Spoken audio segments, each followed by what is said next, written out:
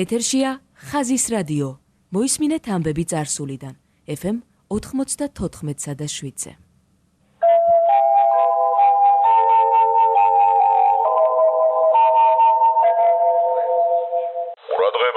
ყურადღება.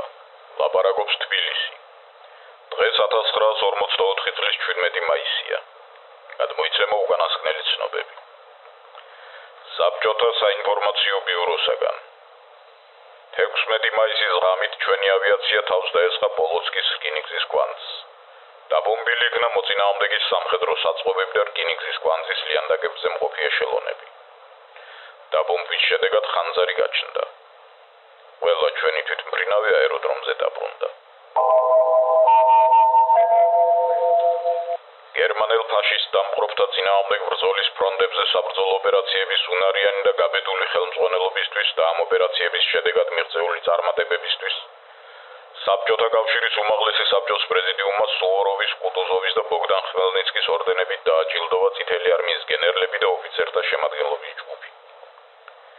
სუვოროვის პირველი ხარისხის ორდენით დაჯილდოებულთა შორის არის გვარდიის გენერალ-ლეიტენანტი პორფილე გიორგიძე ჩანჩიბაძე. სუვოროვის მეორე ხარისხის ორდენით დაჯილდოებულთა შორის გენერალ-მაიორი ვალერიან სერგიძე ძაბახიძე.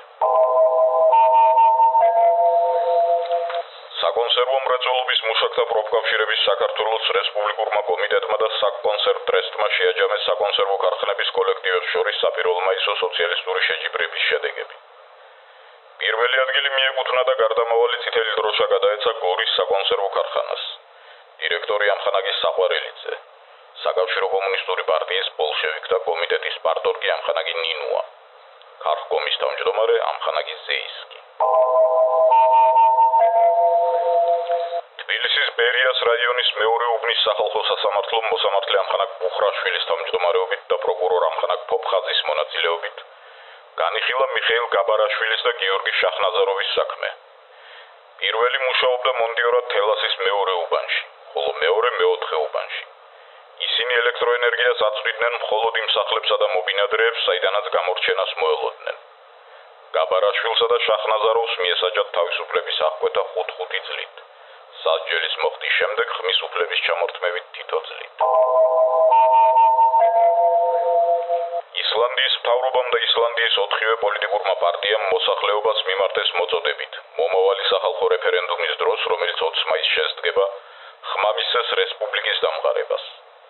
წინათ ისლანდია და დანია დაკავშირებულნი იყვნენ ხელშეკრულებით უნიის შესახებ, რომელიც 1918 წელს დაიდო.